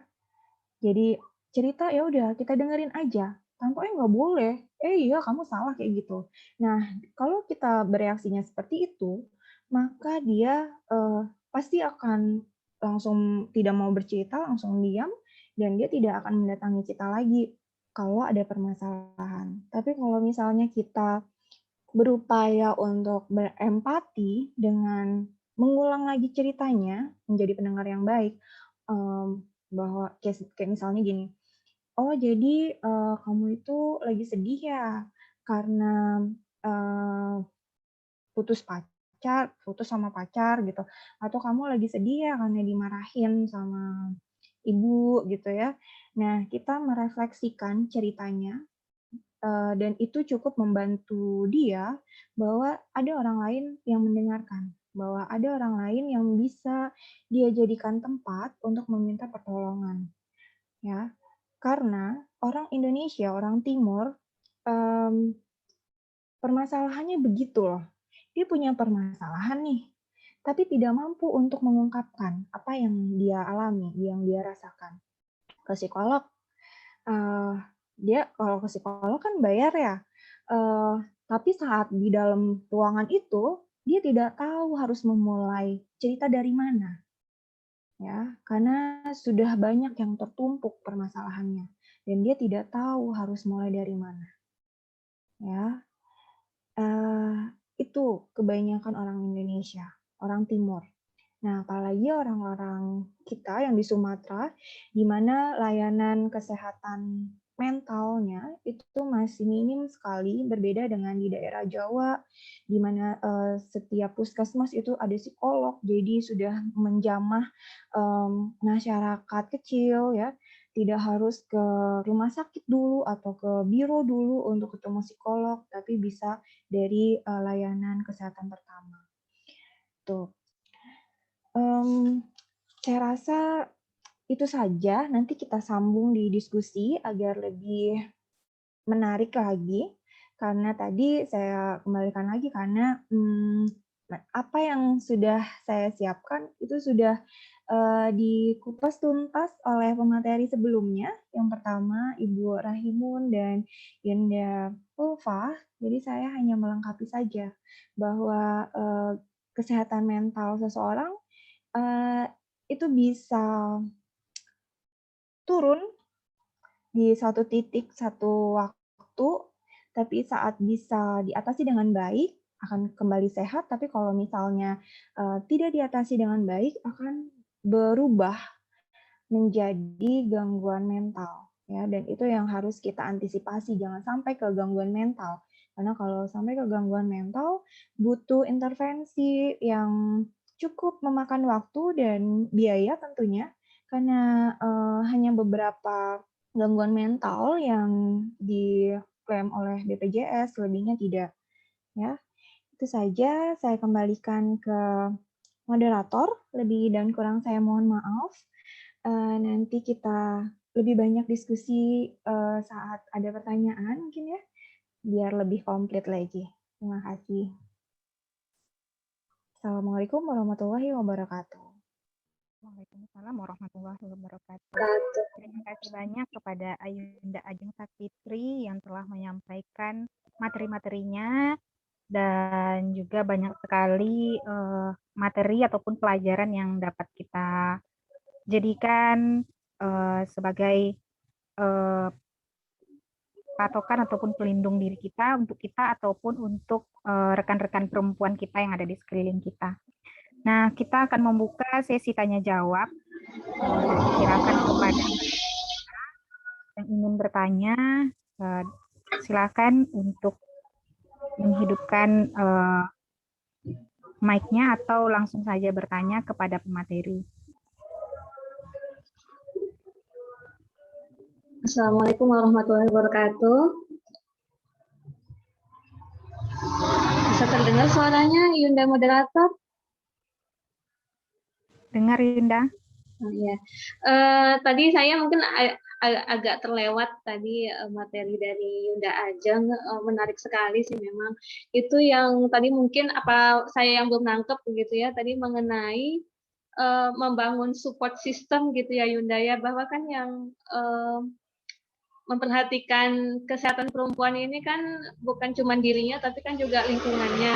Bisa kan bikin support system. Padahal kan pada umumnya kondisi fisik dan psikis perempuan itu dianggap remeh mungkin oleh pasangannya di rumah atau mentua gitu kan. Jadi ketika lelah atau banyak pikiran itu dianggap lebay gitu. Jadi cara membangun support system itu seperti apa, bagaimana mengkomunikasikannya begitu, seperti supaya lingkungan atau support system saya tuh bisa gimana ya, bisa memahami kondisi saya yang saya rasakan gitu. Seperti itu aja sedikit yang ingin saya tanyakan. Terima kasih. Oke, ini langsung dijawab atau bagaimana? Boleh Yunda langsung dijawab. Oke, iya. Jadi support system itu memang penting ya untuk kesehatan psikis dan khususnya psikis ya, fisik perempuan juga.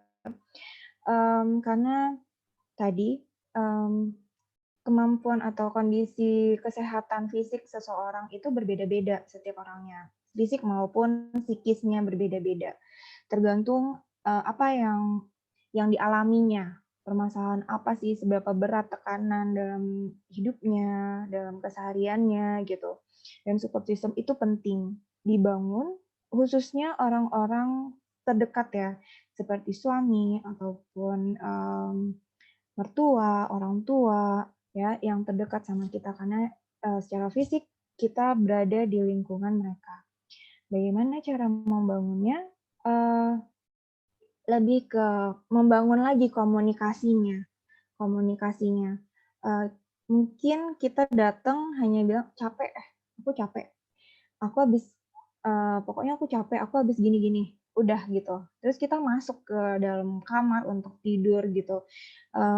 Kalaupun kita berada di posisi mertua, pasti juga apa ya, kesel juga, kenapa nih orang anak nih baru datang langsung masuk kamar tanpa ada penjelasan segala macam gitu ya, tanpa bantu-bantu dulu. Jadi itu yang harus kita jelaskan. Kita bangun komunikasi, kita bangun kedekatan lagi dengan orang-orang terdekat. Mungkin attachment-nya, kelekatannya itu masih belum bagus, sehingga mereka kurang memahami kita. Ceritakan bahwa aktivitas kita tuh apa aja gitu. Kita sebagai ibu rumah tangga, sebagai wanita karir yang banyak aktivitas di luar, membutuhkan fisik yang kuat juga, yang sehat juga, ya. Jadi di dalam tubuh yang sehat belum tentu memiliki psikis yang sehat, ya. Tapi kalau psikisnya sehat, walaupun fisiknya tidak sehat, maka fisiknya akan terlihat sehat karena semangatnya, karena optimisnya, ya. Jadi komunikasinya kita tingkatkan lagi, kita bangun lagi, kita jelaskan aktivitas kita itu apa saja, atau sebelum kita beraktivitas di luar, kita selesaikan dulu pekerjaan kita di dalam rumah, kemudian kita kasih tahu, sampaikan ke keluarga bahwa kita tuh nanti di luar rumah mau ngapain aja, aktivitas kita tuh apa aja.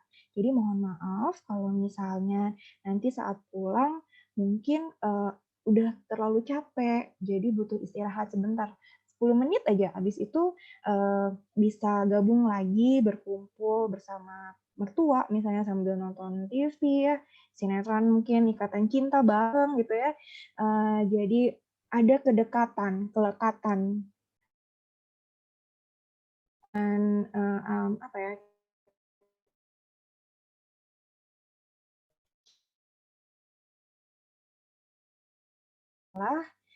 konflik mertua dan menantu.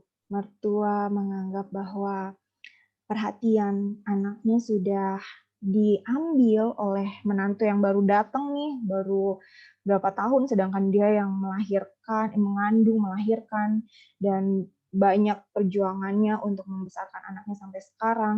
Nah, kita harus memahami itu. Kita harus menganggap mertua kita, kalau misalnya dia marah ke kita, jangan langsung dimasukin ke hati. Anggaplah dia ibu kita. Kita biasa dong dimarahin sama ibu kita. Ya anggap aja seperti itu gitu loh, ya. Perilaku baik yang kita tampilkan walaupun mendapatkan perlakuan yang tidak baik, itu seiring berjalannya waktu akan berubah, akan kembali lagi, kebaikan itu akan kembali lagi. Seperti saya bilang sebelumnya, kebaikan yang kita tabung itu akan kita tuai suatu saat nanti. Begitupun kalau mendapatkan respon yang kurang menyenangkan dari orang lain, mertua misalnya atau ipar gitu ya, tapi kita tetap berperilaku baik terus-menerus tanpa lelah gitu ya, kita ikhlas, kita sabar, kita berdoa bahwa dilembutkan hatinya, dibaikan hubungannya, insya Allah nanti pasti akan baik juga responnya ke kita. Seperti air yang terus menetes di batu, batu akan terpecah, ya, akan pecah gitu. Batu yang keras akan terpecah dengan kelembutan tetesan air. Ya, jadi komunikasinya, kemudian kelekatannya, kebersamaannya, saya rasa sih kalau misalnya itu sudah terjalin dengan baik, sudah dibangun dengan baik, mertua bisa mengerti, suami juga bisa mengerti kondisi psikis kita, dan kesehatan psikis kita juga semakin baik gitu. Insya Allah sehat terus. Begitu. Bagaimana Yunda Vivi? Ada yang mau ditanggapi mungkin atau ditanyakan kembali? Oh ya, terima kasih Yunda Ajeng tadi udah dapat sedikit pencerahan, memang menghabiskan waktu-waktu istilahnya waktu-waktu santainya gitu ya, mungkin masih kurang begitu karena masih ada Ya, sungkan tadi atau itu. segan gitu ya, namanya juga belum begitu lama mengenal gitu. Insya Allah nanti saya coba praktekkan. Ini nonton Ikatan Cinta ya. Itu Iya benar. contohnya. Iya, baik. Begitu Yunda Ajeng, terima kasih. Kalau untuk ibu-ibu yang lain boleh Ya. Ibu Rahim, Ibu ini dari Aisyah kan selaku mungkin juga mertua begitu, Bu. Mungkin punya menantu juga yang mungkin bisa saya terposisikan gitu seperti itu. Terima kasih. Apa yang ditanyanya? Ulangi pertanyaannya, nggak jelas. Ya, Bunda Rahimun, mengenai support sistem dukungan dari mungkin khususnya dari pihak mertua begitu ya, Ibu ya, dari pihak keluarga laki-laki begitu, ketika kita di rumah, ketika kita mengeluh capek atau seperti apa, itu kan mereka menganggap lebay karena ya istilahnya selalu ada kata-kata bahwa dulu juga mama begitu, biasa aja gitu, seperti itu gitu. Apakah memang saya termasuk kesehatan psikis saya berkurang karena kurang giat begitu seperti itu, atau saya ingin memberikan masukan dari Bunda Rahimun, support system kepada menantu begitu seperti apa? Kalau dari kacamatanya Bunda Rahimun sebagai mertua begitu ya, karena punya menantu, bagaimana cara pendekatan kepada menantunya begitu, seperti itu. Terima kasih. Oke. Sebenarnya kita ini memang ada di era yang berbeda. Nah, itu dipahami pertama dulu. Pertama, bahwa kita ada di era yang berbeda. Seringkali mertua atau ibu kita sendiri, dulu mama nggak begitu kok, mama bisa. Dulu itu seperti apa beban kerjanya? Tentu tidak sama seperti sekarang. Walaupun sama-sama guru misalnya, sama-sama kerja pegawai negeri misalnya, dulu tidak sama-sama seperti sekarang. Sama-sama guru, ya, beban kerjanya itu berapa wajibnya sekarang dengan sertifikasi sekarang bahwa guru wajib dalam 12 dosen wajib 12 jam seminggu. Nah, ini sudah berbeda dengan zaman dulu. Kemudian yang dihadapi lingkungan di kantor itu juga berbeda. Bahwa menghadapi lingkungan sekarang dengan lingkungan dulu itu sudah berbeda. Di mana sekarang ini mahasiswa-mahasiswanya dengan segala fasilitasnya, dengan segala gayanya, dia merasa dirinya sama seperti dosen itu, seperti gurunya, seperti dosennya, dia merasa sama gitu loh. Nah, ketika kita menghadapi itu saja sudah berat, sudah membuat kita letih. Belum lagi benar-benar pekerjaannya, benar-benar kita mengajarnya, membuat laporannya. Jadi mestinya yang di rumah itu paham juga bahwa sekarang tidak sama yang dulu. Dan kita sebagai menantunya, di posisi menantu, juga memahami ketidaktahuan keluarga kita, lingkungan kita di rumah ini. Bahwa kalau dia berkomentar seperti itu, Mama dulu juga begitu, itu kita terima dengan senyum saja. Karena kita untuk menjelaskan A sampai Z dulu, Mama tahun berapa, sekarang tahun berapa. Habis pula energi kita. Nanti hari itu kita senyum saja, berikutnya kita senyum saja. Ada waktu kita sampai, kita libur bersamakah, kita makan bersamakah di rumah. Nah, pada waktu suasana hati enak, dia kelihatannya pun enak, dijelaskanlah, tidaklah pada to the point pada itu, tetapi kita menjelaskan situasi kampus kami itu sekarang mah begini loh mah, dengan mahasiswanya yang sekarang tuh gayanya begini, menengok dia masuk ke kelas itu aja udah letih ya Wak. Bahwa dia tuh masuk dengan petentang-petentengnya, dia merasa dia hebat. Nah, melalui itu kita sebenarnya sudah menjelaskan, walaupun dia tidak bilang oh kalau gitu pahamlah aku sudah. Dia tidak akan bilang begitu, tetapi di hatinya tersimpan sudah ilmu itu. Jadi sedikit demi sedikit nanti akan berkurang. Jangan kita harapkan lingkungan itu paham sama kita, tetapi kitalah beradaptasi sama lingkungan. Kita mampu beradaptasi dengan mertua, mampu beradaptasi dengan mahasiswa, bahwa mahasiswa kita ini umurnya belum seberapa, pengalamannya belum ada. Yang mertua kita ini di rumah, memang dia dulu bekerja, tetapi udah tahun berapa, kita pahami itu. Dengan memahami lingkungan itu, kita tahu kita bersikap seperti apa, dan pada waktunya masalah ini harus diselesaikan. Tidak bisa menumpuk saja, tetapi kita tunggu waktu yang tepat. Nah, menunggu waktu yang tepat itu kan ada ringnya tuh. Disitulah tadi Allah memerintahkan kepada kita untuk sabar dan sholat. Jadi begitu menerima keadaan itu, nauzubillah, la ilaha illallah, astagfirullahaladzim. Kita berwudu, setelah itu kita sholat, kita mengadulah kepada Allah. Selama nanti kita belum menyelesaikannya itu, hati kita dibuat menjadi tenang karena kita membaca Al-Quran, kita lanjutkan. Setelah kita membaca Al-Quran ini, kita temui nanti ayat-ayat, kita tadabbur, kita pahami, oh rupanya tak aku saja. Allah dulu juga sudah memerintahkan seperti ini. Nah, artinya kita mendapatkan jiwa yang tenang. Yang pertama, kita pahami lingkungan kita. Yang kedua, kita obati hati kita dengan sabar, sholat, dan seterusnya menunggu penyelesaian kita bersikap, kita membaca Al-Quran. Insya Allah kita mendapatkan jiwa yang sehat. Semoga anak-anakku, teman-temanku bisa mengobati diri, membuat sabar diri dengan kadang-kadang kita memang perlu bertukar pikir, menambah wawasan bahwa keadaan kita, mental kita, jiwa kita tak selalu memang kuat. Kita butuh dukungan dari lingkungan. Begitu. Terima kasih.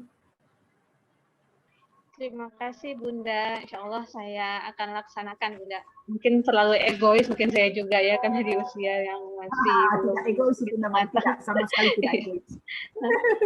Terima kasih Bunda. Assalamualaikum. Oke.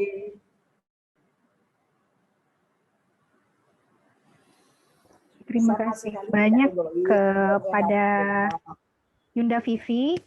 Mungkin boleh minta pendapat ataupun tambahan masukan dari Yunda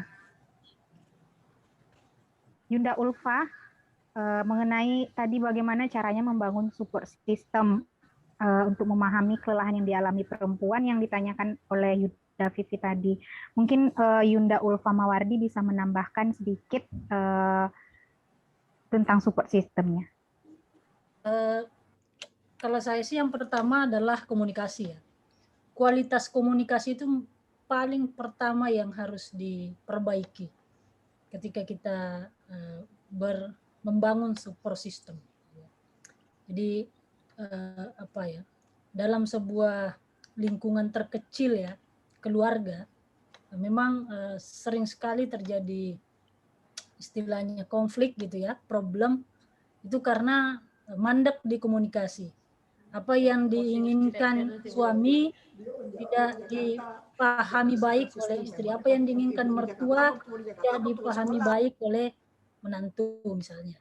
Itu hal-hal yang begitu itu saya rasa seiring waktu ya, pengalaman gitu ya, kualitas komunikasi yang diperbaiki. Misalnya ada memang mertua yang dia tidak menginginkan suara misalnya yang terkait dengan hal-hal yang dia tidak sukai, misalnya problem apakah itu terkait makanan, apakah itu terkait pakaian gitu ya, tidak usah dibahas gitu. Atau misalnya keluhan-keluhan capek, lelah gitu, ya ditahan-tahan saja ya. Kalau bahasanya tadi Bunda, sabar gitu ya, sabar. Jadi dan memang saya kira waktu itu membuat kita belajar, apalagi di keluarga ya. Kita tidak punya sekolah keluarga loh. Saya sekolah sampai S3 ini belum tentu juga.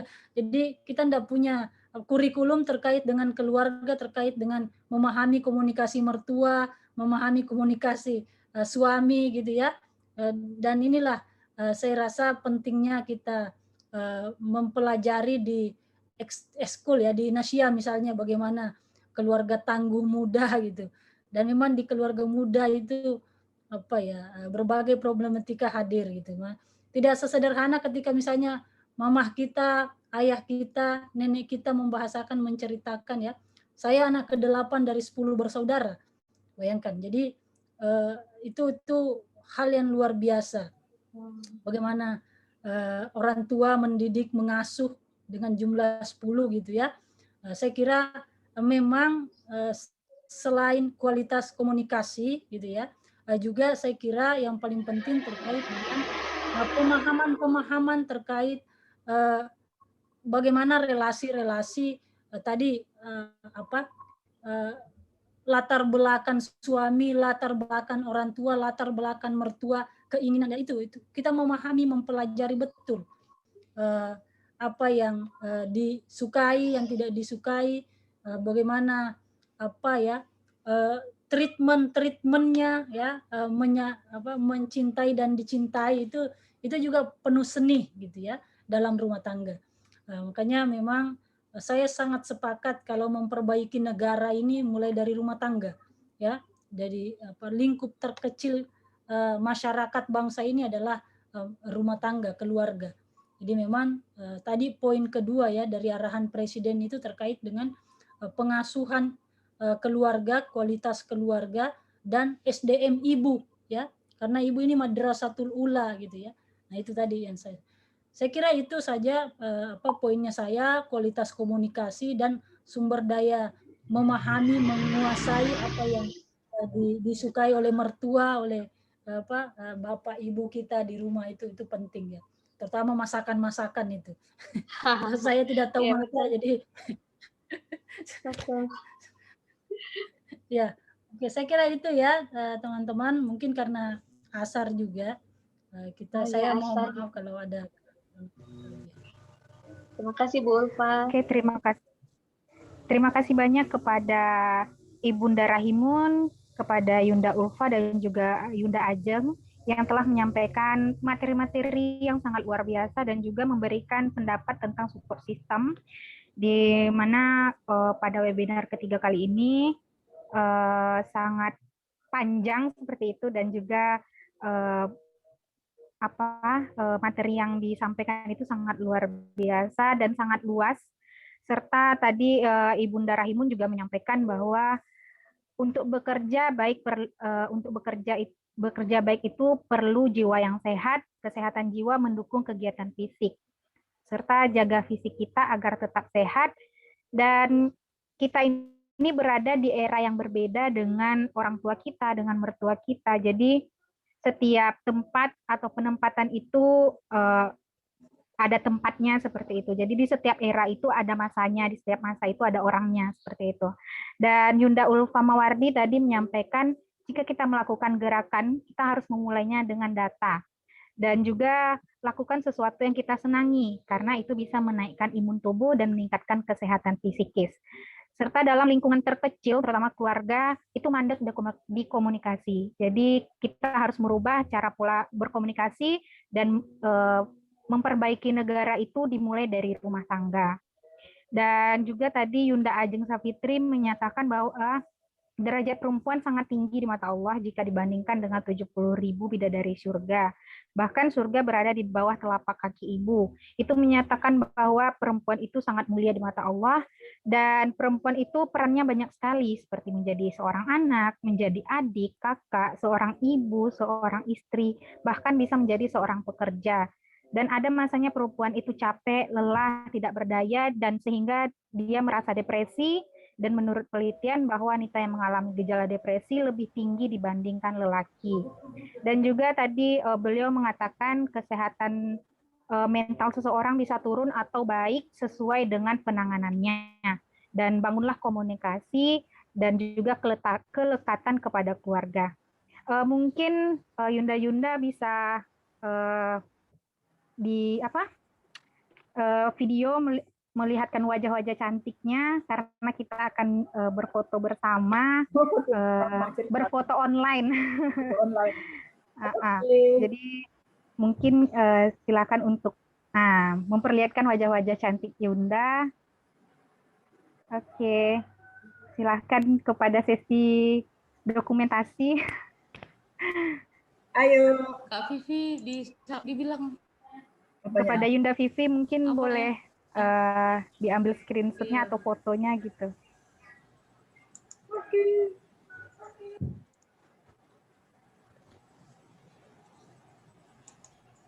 Ya, sudah dapat.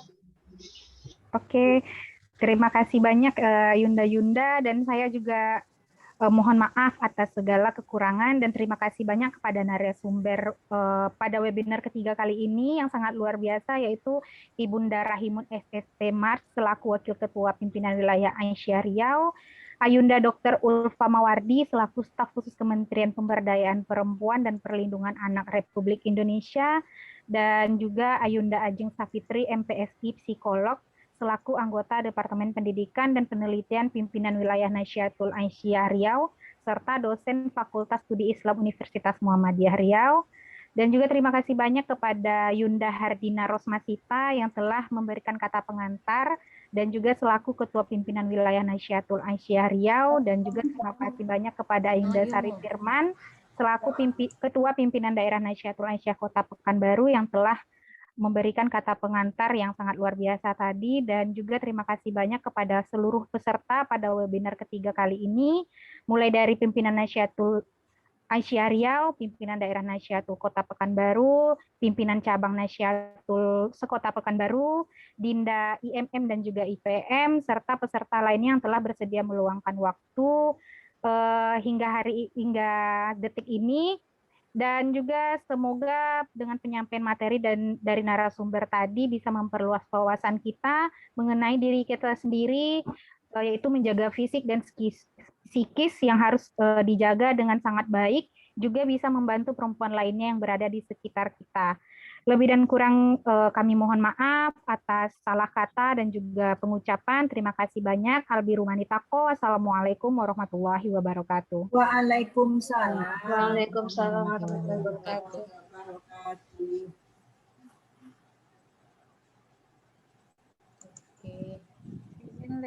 Ya, terima kasih Bunda Yunda dan Yunda Ajeng juga, Yunda Ulfa.